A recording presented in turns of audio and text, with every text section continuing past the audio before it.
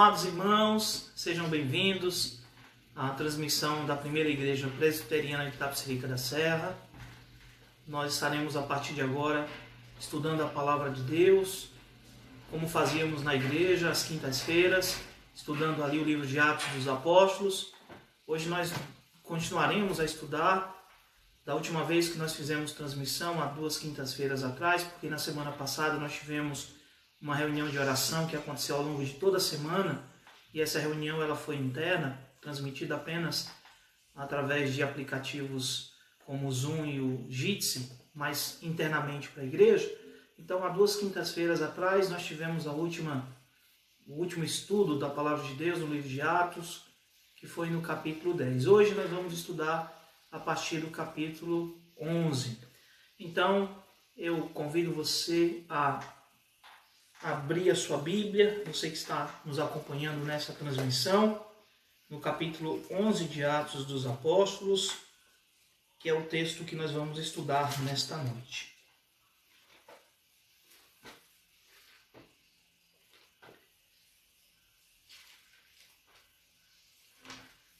Deixe sua Bíblia então posicionada ou preparada aí nessa passagem. E antes de iniciarmos o estudo da Palavra de Deus, nós vamos fazer uma oração. Então feche os seus olhos e acompanhe esta oração. Pai querido, nós louvamos o Teu nome, te agradecemos porque temos o privilégio de poder estudar a Tua Palavra, mesmo isolados uns dos outros, mesmo sem estar no templo que o Senhor nos deu para adorarmos o Teu nome. Nós temos esse privilégio, essa oportunidade rica de aprender a Tua Palavra e de compartilhar, ó Deus, aquilo que temos aprendido por meio das redes sociais. Nós louvamos o Teu nome, porque mesmo nos momentos difíceis que o mundo atravessa, a Tua Palavra, ó Deus, não encontra obstáculos para ser anunciada, e o Teu povo, ó Deus, não tem deixado de receber o alimento, o sustento da Tua Palavra.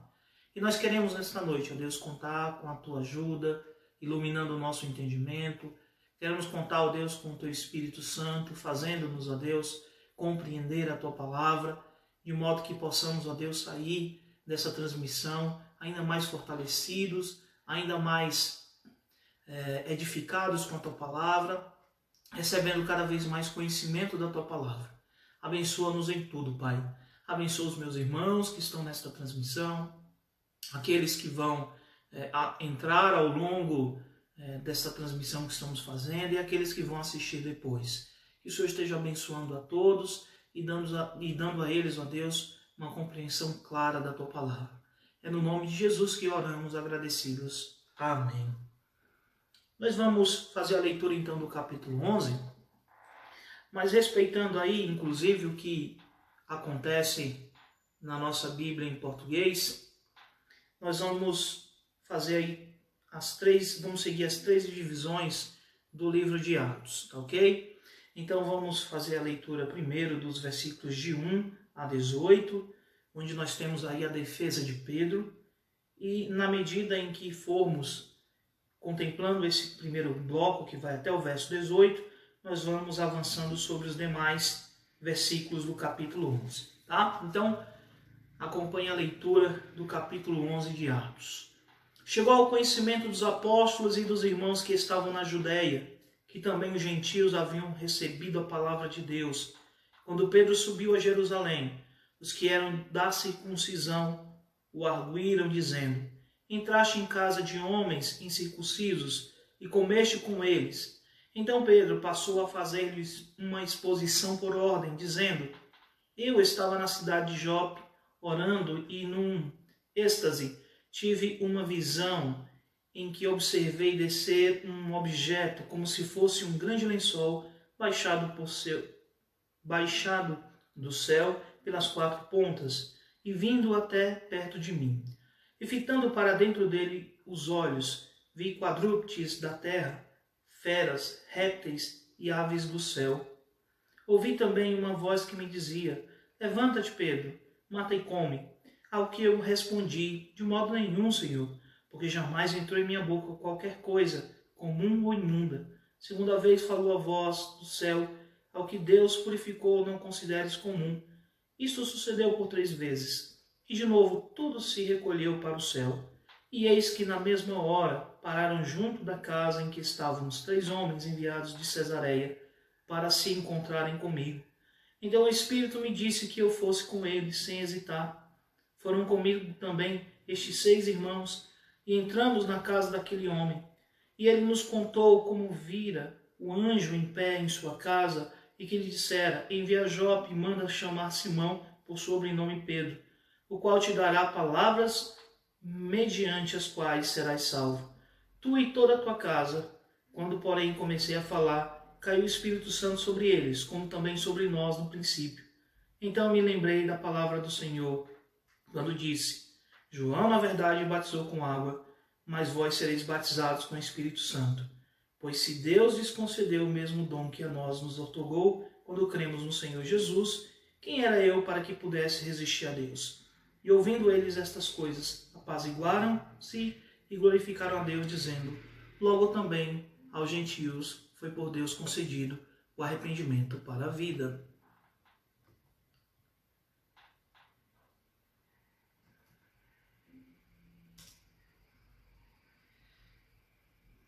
Queridos, como eu falei no início, essa transmissão ela é da primeira igreja presbiteriana de Itapecerica da Serra e ela acontece simultaneamente pelo Facebook e pelo aplicativo Jitsi.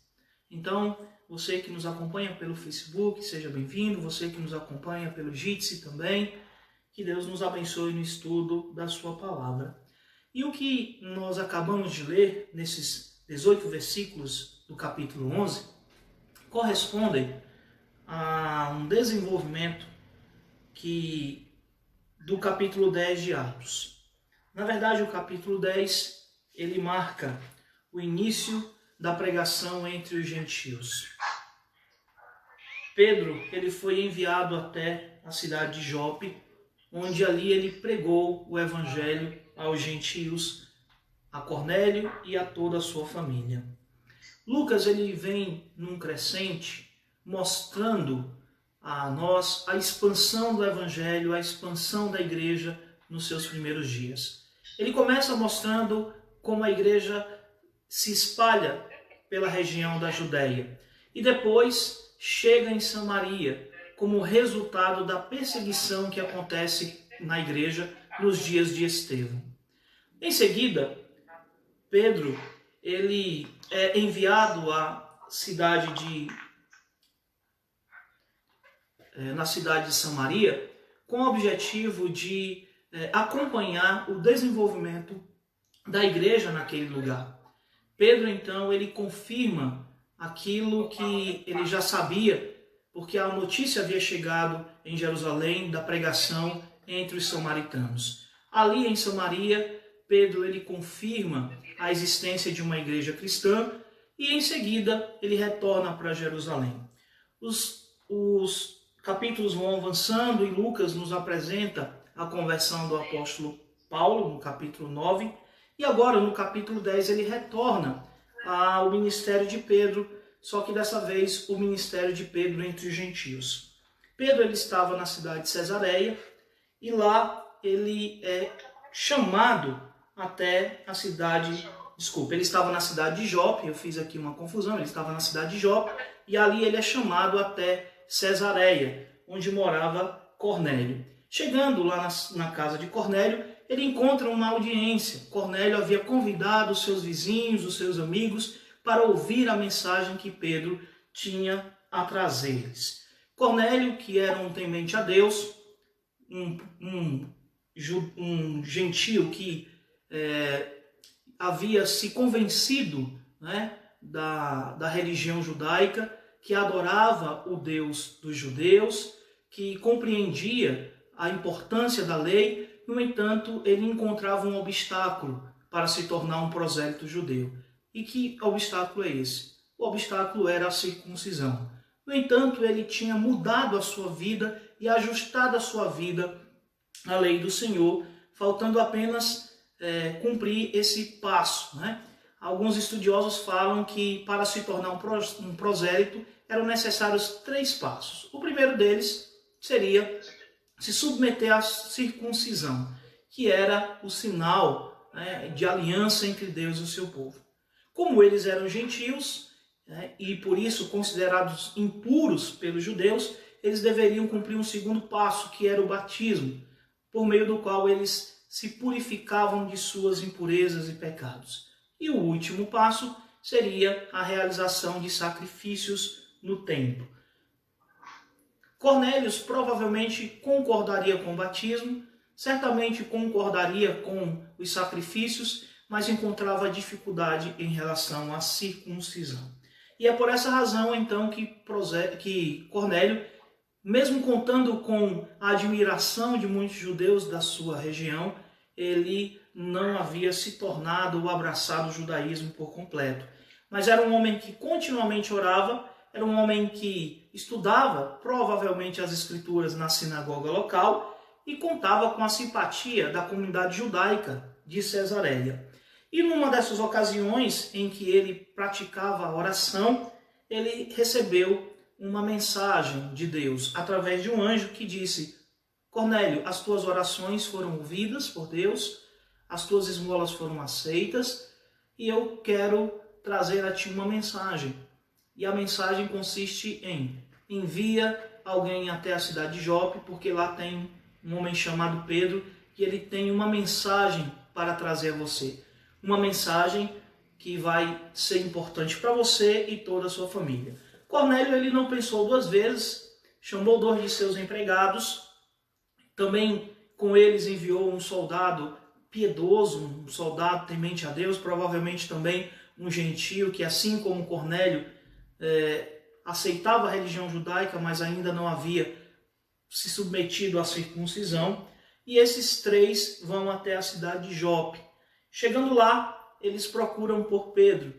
E nesse mesmo incidente, ou nesse mesmo momento em que os homens enviados por Cornélio chegam à cidade de Jope, Pedro, que também estava orando por volta do meio-dia, na parte de cima da casa, recebe uma visão de Deus. E essa visão ela é muito interessante, porque Pedro ele vê descendo do céu um cesto enrolado em lençóis, e quando esses lençóis se abrem e ele olha para dentro do cesto, ele vê lá toda sorte de animais puros e impuros. E em seguida uma voz do céu diz: Pedro, mata e come. E isso para um judeu era completamente ofensivo, né? O judeu ele observava as leis dietéticas do Antigo Testamento, as leis alimentares do Antigo Testamento. E essas leis diziam que haviam animais que poderiam ser comidos e animais que não poderiam ser comidos. Eram os animais puros e os animais impuros. E na visão de Pedro, havia tanto animais puros como animais impuros. E a visão dizia, a voz dizia: mata e come.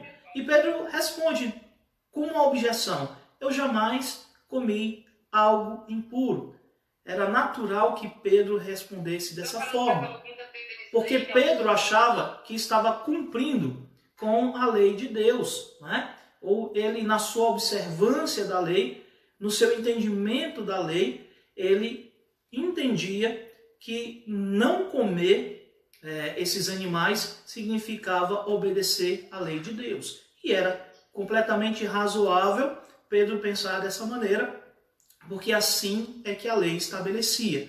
Não foi uma invenção de Pedro, não foi algo novo naquele tempo, mas desde os dias de Moisés, se você pegar lá o livro de Levítico, você vai encontrar essas proibições com respeito à alimentação. E por causa disso, um judeu ele não ia na casa de um gentio e não sentava à mesa para comer a comida com o gentio, porque provavelmente, né, ele comeria ali algum animal que era proibido pela lei.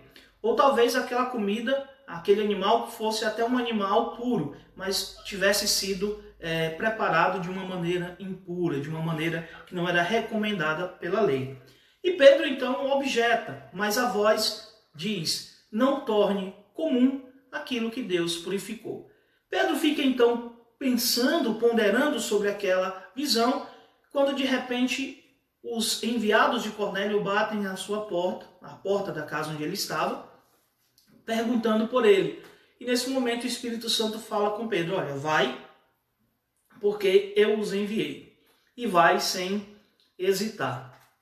Pedro ele começa a compreender que de fato, né, aquela visão que ele tinha tido tinha alguma relação com esse grupo que havia batido a porta de Simão, o dono da casa onde ele estava hospedado.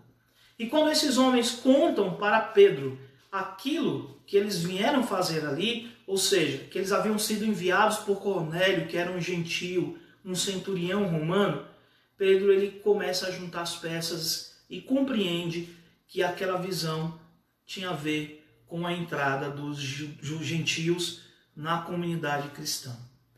Pedro então vai com eles, e nós vimos isso no capítulo 10. Eu fiz um resumo aí do capítulo 10, da primeira parte, quando Pedro, né, é avisado, a visão que Cornélio tem.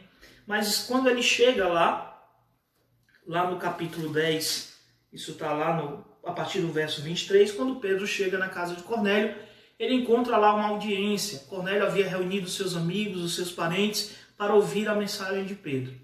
E eu quero chamar a sua atenção para o verso 44 do capítulo 10, porque diz assim o texto das Escrituras. Ainda Pedro falava estas coisas quando caiu o Espírito Santo sobre todos os que ouviram a palavra.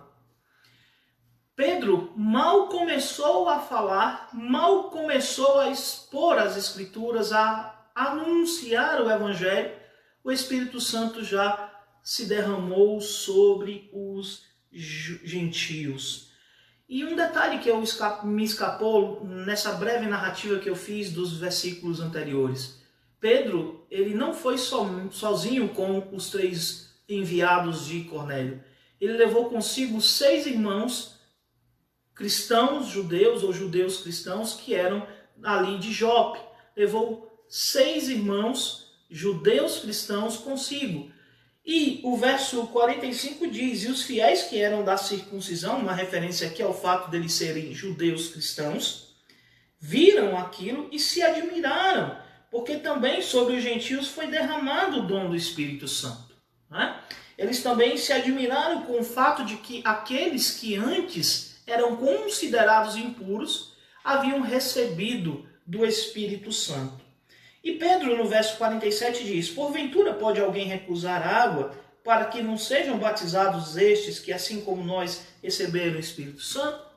Essa fala de Pedro é muito importante, irmãos, porque Pedro está emitindo aqui o seu reconhecimento de que agora as barreiras que separavam judeus e gentios haviam sido derrubadas.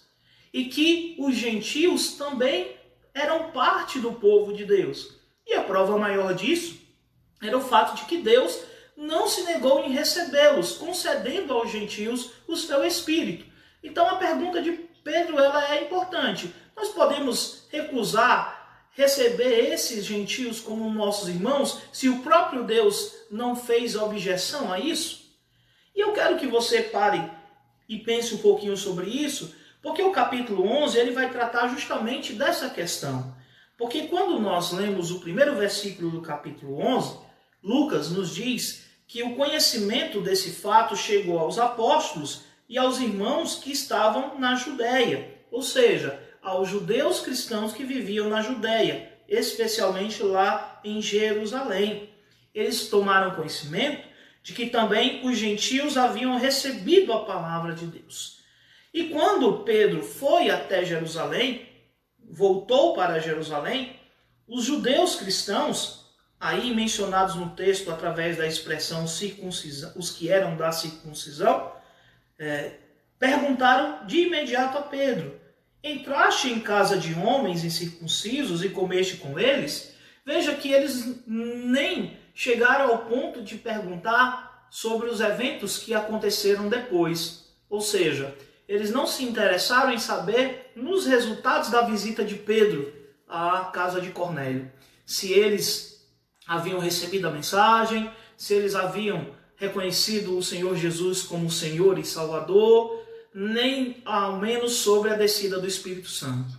Para eles, era um caso sério o fato de Pedro, que era um judeu, ainda que fosse cristão, ter entrado na casa de um gentio e comido com eles. E é por isso que eles fazem essa pergunta no verso de número 3. Entraste em casa de homens circuncisos e comeste com eles? Só relembrando que os judeus passaram a vida toda sendo ensinados de que existiam animais puros e animais impuros. Animais que poderiam ser comidos e animais que não poderiam ser comidos. Por conta disso, eles evitavam entrar na casa dos gentios e sentar à mesa com eles. Além disso, eles tinham medo de ser contaminados com o pecado e de se tornarem impuros e com isso deixarem de participar das atividades religiosas daquele tempo. Então a grande preocupação deles foi essa. E Pedro, meus irmãos, como a gente vai ver no verso de número 4, vai fazer a sua defesa. E a defesa de Pedro consiste em narrar todos os fatos que aconteceram. E ele diz no verso 4, meus irmãos, e ele fala, e Lucas registra aí no verso 4, né, que Pedro passou a fazer uma exposição por ordem, ou uma exposição detalhada. Né? E ele começa falando que ele estava em Jope. Ele faz a sua defesa a partir da sua própria trajetória, a partir de sua própria visão dos acontecimentos. E ele começa não na casa de Cornélio, porque ele não estava lá, é evidente, mas ele começa de seu momento de oração particular lá na casa de Simão, por volta do meio-dia. E ele fala que ele estava orando e quando de repente ele teve uma visão. Ele entrou em êxtase e teve uma visão. E nessa visão ele via descer do céu lençóis que envolviam um cesto, e quando esses lençóis foram abertos, se abriram, dentro daquele cesto havia toda sorte de animais, quadrúpedes, animais que eram considerados impuros de acordo com a lei judaica. E ele, então, observando aqueles animais, ouviu uma voz do céu, dizendo, mata e come. E ele conta exatamente aquilo que ele havia dito. Eu não posso fazer isso, porque jamais comi coisa impura. E a voz falou pela segunda vez, não torne comum aquilo que Deus purificou. E isso aconteceu por 3 vezes até que aquele cesto foi recolhido ao céu e a visão passou. Pedro diz que ele ainda estava pensando sobre aquela visão quando chegaram os enviados de Cornélio, que lhe contaram o motivo, a razão pela qual eles tinham ido até Jope buscar Pedro. E quando Pedro foi com eles e chegou lá na casa de Cornélio e levou consigo, verso 15, esses 6 irmãos, né? Quando eu comecei a falar, caiu o Espírito Santo sobre eles, como também sobre nós no princípio. Então me lembrei da palavra do Senhor quando disse, João na verdade batizou com água, mas vós sereis batizados com o Espírito Santo. Pois se Deus lhes concedeu o mesmo dom que a nós nos outorgou, quando cremos no Senhor Jesus, quem era eu para que pudesse resistir a Deus? Pedro, ele mostra aqui o seu discernimento nesse momento e sua compreensão dos eventos a partir da soberania de Deus. Porque Pedro, ele está dizendo, tudo o que aconteceu ali foi obra divina. Eu fui um instrumento passivo nisso tudo. Na verdade, a minha interferência, a minha participação nesse episódio, ela é quase nenhuma. Porque eu nem tinha iniciado a minha pregação direito quando o Espírito Santo desceu sobre eles. Então, se há algum responsável pelo que aconteceu na casa de Cornélio, esse responsável não sou eu. Foi o próprio Deus quem fez isso. E eu acho, e quero destacar aqui, acho importante e quero destacar aqui, aquilo que Pedro diz, né? Quem sou eu para impedir esses irmãos, né? Pois se Deus lhe concedeu o mesmo dom que a nós, quando nós cremos no Senhor Jesus, quem era eu para que pudesse resistir a Deus? Quem sou eu para dizer como Deus deve agir? Quem sou eu para dizer quem Deus quer salvar? Né? Nós não podemos fazer isso. É isso que Pedro está dizendo. E é importante observar isso, porque Pedro está dizendo o seguinte: as barreiras do evangelho foram removidas, as barreiras ao evangelho foram removidas pelo próprio Deus.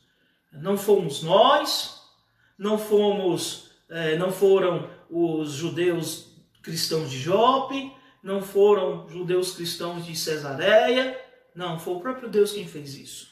Essa obra é de Deus e nós não podemos resistir a elas. E as pessoas que foram com Pedro, e foi importante, esse discernimento de Pedro aí nesse momento foi crucial. Ele não foi até a casa de Cornélio sem levar testemunhas consigo, por isso que ele levou esses 6 irmãos. Ele já imaginava que Deus poderia fazer algo grandioso ali na casa de Cornélio. E ele queria então testemunhas. E agora essas testemunhas que estavam com Pedro e presenciaram todos esses eventos, estavam agora em Jerusalém. E elas poderiam testemunhar que Pedro falava a verdade, que ele não estava mentindo.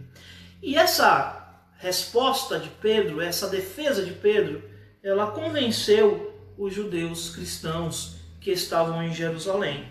Tanto é verdade que o verso 18 nos diz que, ouvindo eles estas coisas, apaziguaram-se e glorificaram a Deus, dizendo: logo também aos gentios foi por Deus concedido o arrependimento para a vida.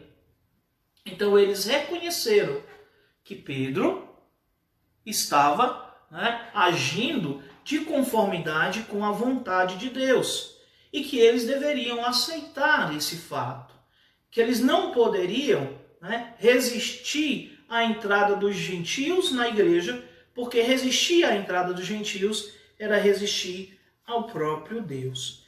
E aí Lucas, ele vai deixar de concentrar a sua atenção na repercussão da entrada dos gentios lá na igreja de Jerusalém, porque certamente muitos outros eventos aconteceram em decorrência disso, outras discussões aconteceram em função disso. Alguns comentaristas vão dizer que a entrada dos gentios na igreja e a aceitação dessa entrada pela igreja de Jerusalém, ela não aconteceu sem barulho. Alguns aceitaram prontamente esse fato porque estavam reconhecendo a progressão do evangelho, conforme o próprio Senhor Jesus havia dito a eles no início, conforme está lá em Atos 1:8, que o evangelho seria pregado em Jerusalém, Judéia, Samaria e chegaria até os confins da terra. Isso claramente uma indicação de que o evangelho chegaria também aos gentios, ok? No entanto, outros não quiseram aceitar essas mudanças, não quiseram aceitar que a igreja estivesse entrando entre os gentios. E nós vamos ver isso mais claramente nas cartas de Paulo, que vão ser escritas depois desse episódio, certamente, e que vão revelar, que alguns grupos da igreja não receberam muito bem, mas achavam que os gentios que se tornaram cristãos precisavam também passar por um rito judaico ou cumprir algumas exigências da religião judaica, especialmente se submetendo à circuncisão.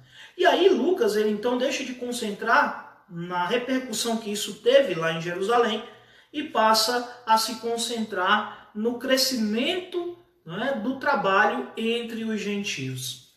E Lucas retoma um assunto que havia sido começado lá no capítulo de número 8. Tá? Lá no capítulo de número 8 nós temos a primeira perseguição que aconteceu. No capítulo 7 nós lemos sobre a morte de Estevão. E no capítulo 8, Lucas vai falar que houve uma perseguição logo após a morte de Estevão. E diz lá no verso de número 1 do capítulo 8, que naquele dia levantou-se grande perseguição contra a igreja em Jerusalém, e todos, exceto os apóstolos, foram dispersos pelas regiões da Judéia e Samaria. Alguns homens piedosos então foram e sepultaram o corpo de Estevão. Nesse primeiro momento, Lucas fala apenas daqueles que se dispersaram pela região da Palestina e chegaram também em Samaria, e ele vai falar no capítulo 8 que um desses que chegou em Samaria era Felipe. E o ministério de Felipe foi muito bem sucedido entre os samaritanos, fazendo surgir um núcleo cristão naquela cidade. Ali eles encontraram um desafio, porque, como nós conhecemos, a partir da leitura dos evangelhos, né, os samaritanos eles eram considerados como um povo misto, um povo impuro pelos judeus, mas eles eram metade judeus, né, ou tinham algo em comum, uma tradição comum, uma herança comum com os judeus. E embora eles fossem rejeitados, não se construiu um grande obstáculo, no primeiro momento, aceitar que os samaritanos se tornassem cristãos ou discípulos de Jesus. Mas Lucas nos prepara para o que vai vir depois. E ele, depois do capítulo 8, né, falando sobre a pregação entre os samaritanos, ele vai apresentar a conversão de Saulo, vai tratar sobre a chegada do evangelho ao primeiro gentio, que é Cornélio, e ele vai no capítulo 11, a partir do verso 19, falar, né, trazer de novo aquilo que ele havia falado lá no capítulo 8, sobre aqueles que haviam sido dispersos em função da perseguição de Estevão, e ele vai começar o verso 19 dizendo: então os que foram dispersos por causa da tribulação que sobreveio a Estevão se espalharam até a Fenícia, Chipre e Antioquia, não anunciando a ninguém a palavra, senão somente aos judeus. Então um grupo de cristãos, um grupo de discípulos de Jesus que sofreu com essa perseguição e que por causa disso teve que sair, né, da Palestina e voltou novamente às suas regiões de origem, né, nas regiões ali circunvizinhas à Palestina, porque tanto a Fenícia, que hoje é o Líbano, o Chipre e Antioquia, que ficava na Síria, são regiões ali circunvizinhas, são regiões próximas, mas eram regiões de gentios, tá? Embora houvesse ali uma comunidade de judeus bastante atuante. Esses voltaram para as suas regiões de origem e começaram a pregar o evangelho entre os judeus dali, ok? No entanto, irmãos, o verso de número 20 vai dizer que outros irmãos, alguns deles, porém, que eram de Chipre e de Cirene, e que foram até Antioquia, falavam também aos gregos, anunciando-lhes o evangelho do Senhor Jesus. E aqui nós temos uma informação adicional muito importante, porque daqueles que saíram e fugiram de Jerusalém, na época da perseguição de Estevão, não ficaram contentes somente em pregar entre os judeus, mas resolveram também anunciar o evangelho entre os gregos, entre os gentios, tá? Que viviam em Antioquia. E Antioquia, segundo os comentaristas, era uma cidade muito importante. Era uma cidade muito desenvolvida, né? Uma cidade que tinha a sua importância no mundo romano e que, por conta disso, tá? Era uma cidade que recebia muitas pessoas e tinha uma visão mais aberta.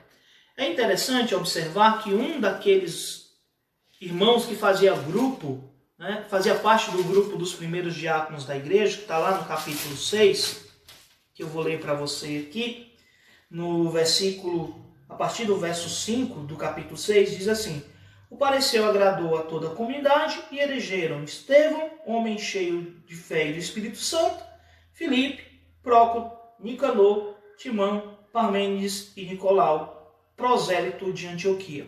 Nicolau, prosélito de Antioquia. Esse Nicolau, que é prosélito, isso é muito importante. Dizer que Nicolau era um prosélito significa dizer que Nicolau não era judeu. Ele era um gentio, ele era um grego, né? Era um natural da cidade de Antioquia. E que havia sido evangelizado pela comunidade judaica local. Ou seja, ele havia sido feito judeu pela comunidade local. Ao contrário de Cornélio, como eu já falei, que mesmo aceitando a religião judaica tinha dificuldade com a circuncisão e por isso ele não tomava essa decisão de se tornar um prosélito, Nicolau, melhor dizendo, ele havia tomado essa decisão e havia se tornado um prosélito judeu, havia passado pela circuncisão. E depois ele vai para Jerusalém e ali ele é evangelizado pelos cristãos, conhece acerca de Cristo e se torna um discípulo do Senhor. Mas esse fato é muito relevante porque mostra que a comunidade judaica de Antioquia ela era muito avançada para o seu tempo, ao ponto de anunciar a mensagem, de pregar a lei judaica para os naturais, para as pessoas que viviam em Antioquia. E é por essa razão que Lucas está nos mostrando os impactos que o evangelho também tem nessa cidade, que é uma cidade aberta, nesse sentido. E é justamente nessa cidade que o evangelho vai prosperar entre os gentios, como nós acabamos de ler. O verso de número 20 diz: alguns deles, porém, que eram de Chipre e de Cirene, e que foram até Antioquia, falavam também aos gregos, anunciando-lhes o evangelho do Senhor Jesus. E olha que detalhe importante o que nós vamos ler agora no 21. A mão do Senhor estava com eles, e muitos, crendo, se converteram ao Senhor. Assim como aconteceu na casa de Cornélio, estava acontecendo em Antioquia. Deus estava abrindo as portas aos gentios, as portas do reino de Deus, as portas do evangelho. A mensagem estava chegando ao coração dos gentios. Não somente aqueles que tinham alguma identificação com a religião judaica, mas aqueles que eram gentios, e que não tinham, portanto, nenhuma ligação com a religião judaica. Eram pagãos na acepção da palavra. E diz o texto, e a ênfase que Lucas nos dá aqui é de que a mão do Senhor era com esses pregadores. Deus abençoava o trabalho desses pregadores, de modo que o evangelho alcançava o coração daqueles gentios. E isso, meus irmãos, se tornou algo evidente e notório, porque o verso 22 diz: a notícia a respeito deles, da conversão desses gentios ao Senhor Jesus Cristo lá em Antioquia, chegou até Jerusalém. Como diz o verso 22, a notícia a respeito deles chegou aos ouvidos da igreja que estava em Jerusalém e enviaram Barnabé a Antioquia. Não sabemos por que aqui não foi enviado uma comitiva, um grupo apostólico, como aconteceu, por exemplo, lá em Samaria, quando Pedro e João foram enviados. Alguns comentaristas acreditam que os apóstolos estivessem ocupados em outras missões, ou seja, estavam em outras regiões pregando o evangelho, mas o fato é que eles escolheram uma pessoa que era muito querida pela igreja, porque lá atrás, lá no capítulo 5, foi falado acerca desse personagem, que é Barnabé, que não tem esse nome, Ele é chamado assim por causa do seu espírito dócil e encorajador, porque Barnabé significa filho da consolação e traz a ideia de exortação, de uma pessoa que encoraja. E foi esse Barnabé que, quando Paulo chegou em Jerusalém, pegou ele pelo braço e o apresentou aos irmãos da igreja de Jerusalém. Enquanto todos tinham medo de Paulo, achando que ele estava dissimulando, tentando enganá-los para se introduzir no meio da igreja e com isso descobrir aonde estavam os cristãos, enfim, Barnabé foi lá e o acolheu. E esse Barnabé está aqui novamente no texto, e ele é enviado com a autoridade dos apóstolos, com a autoridade da igreja de Jerusalém, para acompanhar essa igreja que estava nascendo lá em Antioquia. E o texto no verso 23 vai dizer que quando Barnabé chegou lá, ele viu a graça de Deus e se alegrou e exortava os irmãos, exortava a todos que com firmeza de coração permanecessem no Senhor, porque era homem bom e cheio do Espírito Santo de fé. As mesmas qualidades que Lucas havia mencionado ou indicado acerca de Estevão, homem bom, homem de fé, homem cheio do Espírito Santo, ele aplica agora a Barnabé. E de fato, nós testemunhamos que este nosso irmão do passado, ele reunia essas qualidades e era, sem dúvida, uma pessoa muito agradável e aquele irmão que busca, a todo custo encorajar, fortalecer e edificar os irmãos. Por isso, alguns comentaristas vão dizer que Barnabé ele é a pessoa certa para essa missão, acompanhar os cristãos e encorajá-los. E o texto diz, no verso de número 24 ainda, e muita gente se uniu ao Senhor. No entanto, irmãos, Barnabé logo percebeu que o trabalho era maior do que ele. Ele precisava de uma ajuda, ele precisava de um assistente. E quem ele iria chamar para esse trabalho junto com ele? O verso de número 25 vai dizer: e partiu Barnabé para Tarso à procura de Saulo. Tendo encontrado, levou-o para Antioquia e por todo um ano se reuniram naquela igreja e ensinaram numerosa multidão em Antioquia. Foram os discípulos pela primeira vez chamados cristãos. Barnabé precisava de um homem ou de alguém que fosse poderoso nas Escrituras, alguém que tivesse a capacidade de ensinar, porque aqueles gentios que não tinham contato algum com as Escrituras do Antigo Testamento precisavam ser discipulados, precisavam ser orientados nas Escrituras. E Barnabé não pensou em outro nome. Ele conhecia as qualidades de Saulo como professor. Inclusive, por algum momento, Barnabé esteve com Saulo e percebeu, a didática, a maneira como Paulo ensinava. E também, não apenas a didática, a maneira como ensinava, mas também ele percebia, o entusiasmo de Paulo em anunciar que Jesus Cristo era o Messias. Então, ele vai em busca de Paulo na cidade de Tarso, uma cidade próxima.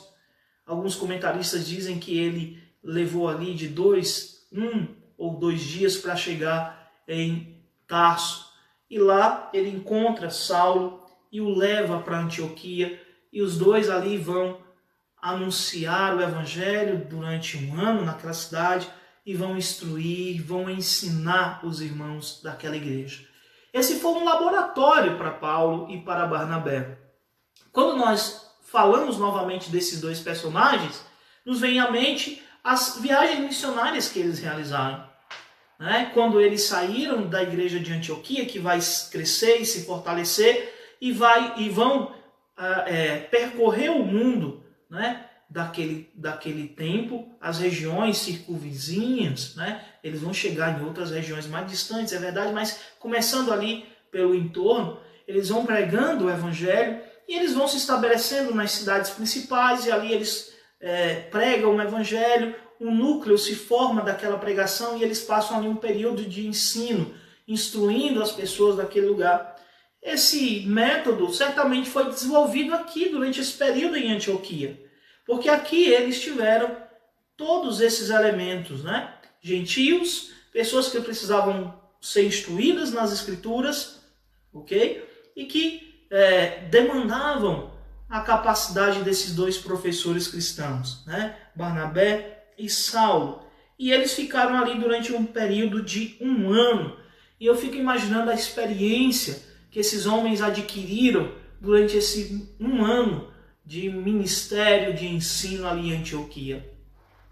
E eu quero chamar a sua atenção para um fato importante, para a maneira como Deus ele vai fazendo as coisas, Porque nós estamos vendo aqui o agir de Deus na condução dos pregadores cristãos, dos primeiros pregadores do Evangelho.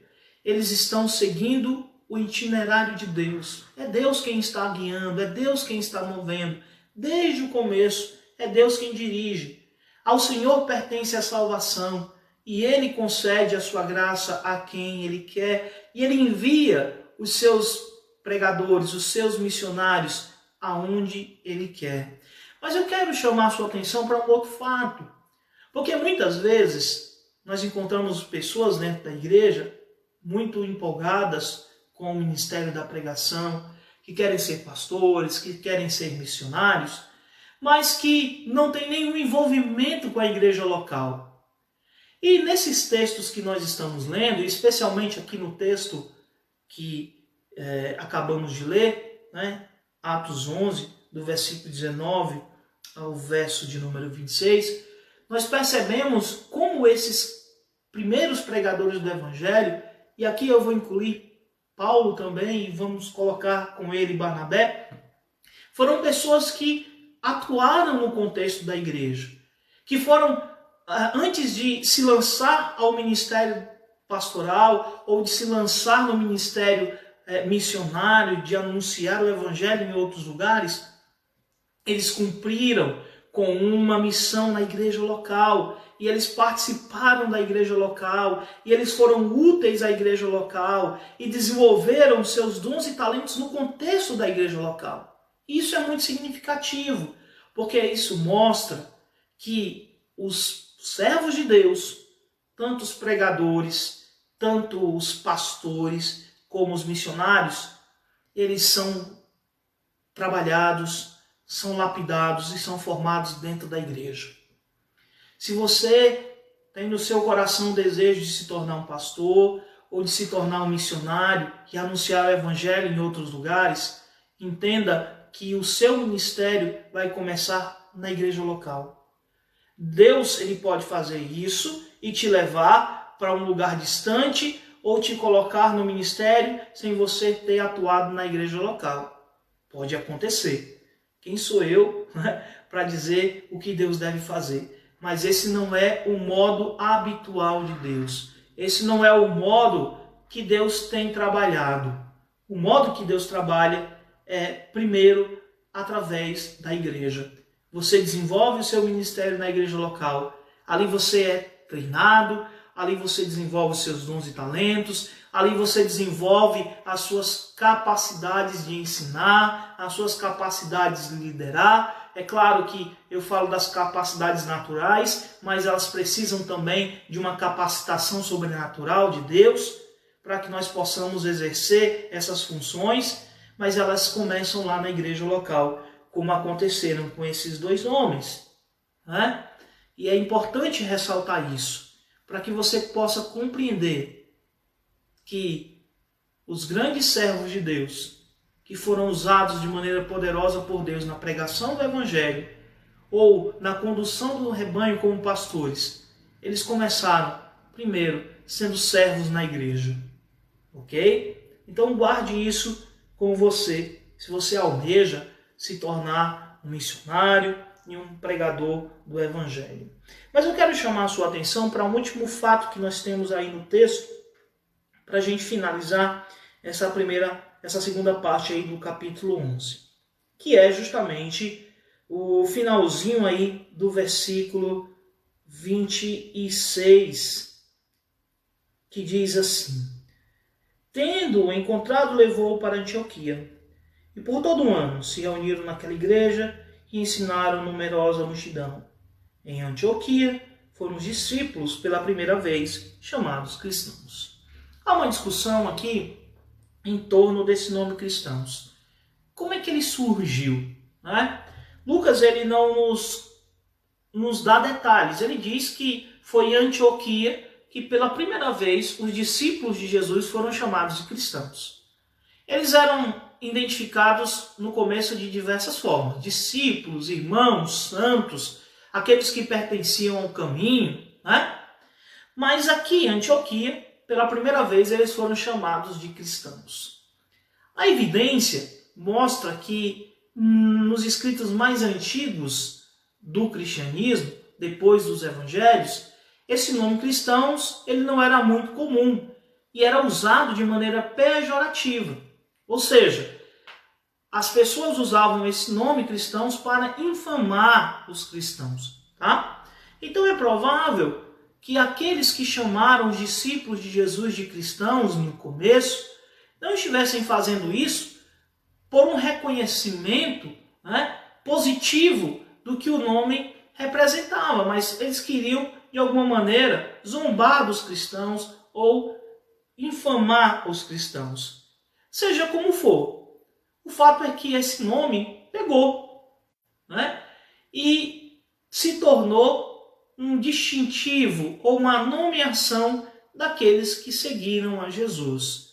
Cristãos, então, passou a ser um nome para identificar todo aquele que prestava sua lealdade a Jesus.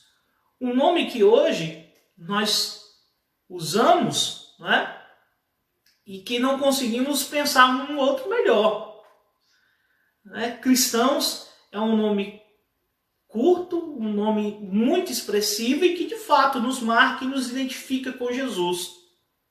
Mas é possível que esse nome, lá na sua origem, não fosse usado, né, de maneira muito agradável, que o objetivo fosse ridicularizar os cristãos. Mas seja como for, os cristãos conseguiram vencer esse estigma e esse nome acabou se tornando uma bênção para esses que se tornaram discípulos do Senhor Jesus, porque ele os identifica. Afinal de contas, em qualquer lugar que alguém se apresenta como um cristão, aquele que ouve sabe que ele é um seguidor de Jesus. É claro que hoje, infelizmente, esse nome ele acaba ficando um pouco desgastado, como tantos outros, né? Há sempre uma discussão qual deve ser o melhor tratamento a ser dado aos discípulos de Jesus. Alguns se ressentem do nome evangélico porque hoje ele também está desgastado. Outros preferem protestantes, né? Mas o fato é que cristãos foi o primeiro nome que de fato foi usado, né, para identificar os seguidores de Jesus ali na cidade de Antioquia. Os primeiros seguidores de Jesus foram ali chamados de cristãos. E é uma grande bênção carregar esse nome conosco, não é? Porque ele mostra que de fato nós somos seguidores do nosso Senhor, ou que tentamos, pela graça de Deus, seguir nos passos do nosso Mestre. É isso. Eu vou parar por aqui. Vou parar no verso 26. Na semana que vem eu vou concluir do versículo 27 ao 30 e vou adentrar no capítulo 12. Tá? Quero agradecer a todos que entraram na nossa transmissão, os irmãos da igreja, vejo muitos aí. Vejo aí que muitos estão participando dessa transmissão, vejo ali os rostinhos de cada um de vocês, alguns estão mandando aceno, que Deus abençoe a vida de vocês, vi alguns amigos lá do Ceará que entraram ao longo da transmissão, vi uma amiga de longa data, que foi da nossa igreja lá no Ceará, a Janete, vejo aí o Sérgio, vejo William, Rubens, David, Edna, Bival, vejo também a Alessandra e o Marcos, vejo muitos irmãos aí conosco, vejo também alguns irmãos aqui pelos Jitsi, estão nas suas casas agora assistindo também, participando dessa transmissão. Que Deus abençoe a vida de vocês. É sempre um enorme prazer poder falar da palavra de Deus para vocês, irmãos da igreja, amigos em Cristo, tá? E que Deus esteja abençoando a vida de todos vocês. Nós vamos fazer uma oração final para encerrar esse momento e vamos pedir, né, a graça do Senhor sobre a nossa vida e sobre o nosso país. Pai querido, nós te agradecemos, te louvamos, porque até aqui o Senhor tem nos ajudado, o Senhor tem cuidado de nós. E nesses dias, ó Deus, de isolamento, a Tua mão tem nos protegido, a Tua mão tem nos sustentado, e como igreja do Senhor Jesus Cristo, cremos que estamos sendo fortalecidos pelo Senhor em todo momento. Cuida do teu povo, daqueles que estão agora ouvindo a tua mensagem, daqueles que irão ouvir em outro momento, e que a mesma eficácia do Senhor, da tua palavra, chegue ao coração dessas pessoas, ó Pai. Que não sejam as minhas palavras, mas as palavras do Senhor que penetrem os corações dessas pessoas. Nós somos apenas instrumentos nas tuas mãos, somos instrumentos tão pequenos, somos, como diz o apóstolo Paulo, vasos de barro que anunciam uma mensagem tão gloriosa como a mensagem do Evangelho. Então a glória não é nossa, o poder não é nosso, mas é do Senhor. E nós vimos aqui na tua palavra nesta noite, porque é o Senhor quem abre o coração e guia aqueles que irão ouvir a tua mensagem e aqueles que irão pregar. Por isso nós louvamos o teu nome e te agradecemos. E agradecemos a Deus porque a igreja chegou entre os gentios, porque se ela não tivesse chegado, hoje nós não estaríamos aqui falando como cristãos. E essa é uma grande bênção, porque o Senhor, na tua misericórdia, escolheu os gentios para que eles pudessem também ouvir a tua mensagem. E escolheu a nós, para que estivéssemos hoje glorificando o teu nome. Abençoa o teu povo, abençoa o nosso país. Ó Deus, nós oramos agora por todos os familiares que perderam algum parente por causa dessa doença, o Covid-19. Ó Deus, que o Senhor esteja consolando os corações deles, que o Senhor esteja fortalecendo esses familiares nessa hora. Ó Pai, nós sabemos o quanto é doloroso não poder se despedir dos seus, de poder, ó Deus, receber somente a notícia de que um parente querido faleceu, mas que você não vai poder chorar ali diante do corpo, né, de se despedir diante do corpo. Então que o Senhor console essas pessoas nessa hora e que o Senhor, ó Deus, use de misericórdia com aqueles que estão no leito de hospital nesse momento, concedendo, ó Deus, a eles que recebam a cura, que eles sejam, ó Deus, agraciados por Ti e se levantem daquela cama e possam retornar, ó Deus, aos seus parentes, aos seus familiares. Ó Deus, eu oro pelo nosso país, ó Deus, que entra aí dia após dia no número crescente de pessoas contaminadas e mortas por essa doença. Ó Deus, tem misericórdia do nosso país, tem misericórdia, ó Deus, do nosso país. Ó Deus, nós sabemos o quanto o Brasil é um país que tem desagradado o Senhor por diversos motivos, por pecados, por ações que são realmente contrárias, por ações que são contrárias à Tua vontade. Nós encontramos, ó Deus, no nosso país uma crescente naturalização das coisas que são reprovadas pela Tua palavra. Mas ainda assim, ó Deus, há um povo que se dobra ao Senhor neste país, há um povo que clama ao Teu nome, e por amor desse povo, salva a nossa nação. Por amor desse povo, ó Deus, traz cura para essa enfermidade. Ou então espalha, Senhor Deus, para longe, leva para longe esse vírus de nosso país. Tem misericórdia, ó Pai, nesta hora. E eu clamo também pela vida dos profissionais de saúde, ó Deus, que têm trabalhado de maneira incansável, ó Deus, para cuidar dos enfermos. Que o Senhor os sustente, que o Senhor os fortaleça e que o Senhor abençoe, ó Pai, o nosso país. É a oração que fazemos. Pedimos o Teu perdão sobre os nossos pecados e que o Senhor nos fortaleça. No santo nome de Jesus. Amém. Que Deus abençoe a vida de vocês, a todos que estão nos assistindo agora. Que a graça do Senhor esteja sobre vocês, o amor do nosso Deus e as consolações do Espírito Santo sejam derramadas sobre vocês, hoje e sempre.